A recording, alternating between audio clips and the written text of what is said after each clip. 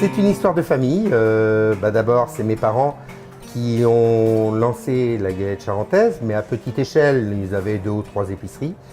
Et donc, moi, je voulais lancer ce produit-là, mais à plus grande échelle. Et moi, je voulais toujours garder la même qualité, mais en quantité semi-industrielle. Oui, bonjour, c'est la société Maguier, les galettes charentaises. Et est-ce que ça serait possible de savoir ce qu'il vous faut?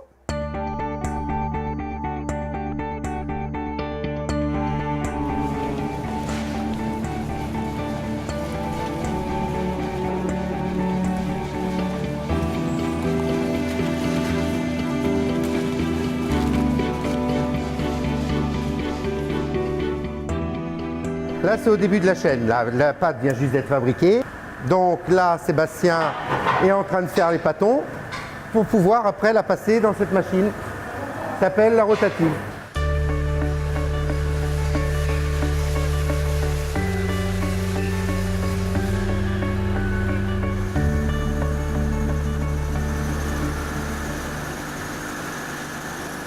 On fait plusieurs formats. On change le rouleau qui est à l'intérieur, qui est dans la machine.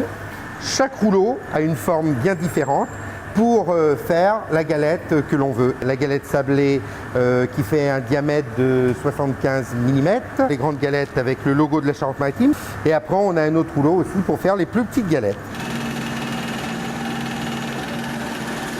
La machine fait un four de petites galettes toutes les 5 minutes. Tout dépend si on fait des galettes nature ou des galettes fourrées. Les galettes nature, bon, ça va relativement vite parce qu'ils sont 2, donc ça va assez vite. Ça fait un four toutes les 8 minutes. Et la galette fourrée, ça demande beaucoup plus de temps. Il faut 10-12 minutes pour faire un four de galette fourrée. Ça, c'est la galette fourrée, la galette Charente-Maritime fourrée. C'est-à-dire qu'on met un fond dessous, la garniture qui est pesée, et après qu'on étale. Et après, on remet un dessus de galette dessus la garniture. C'est des nouveaux produits que nous lançons cette année. J'essaye toujours d'innover et d'avoir toujours des produits de notre région, de notre terroir.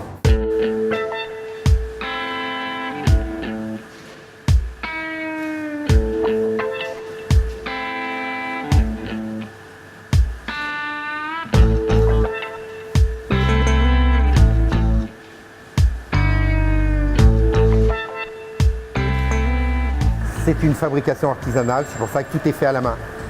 C'est pas mettre la farine à un bout et que ça sorte dans les cartons à l'autre bout. Nous, c'est beaucoup de manutention. C'est pour ça qu'on a l'appellation fabrication artisanale. Et avec des gens de métier, avec des pâtissiers.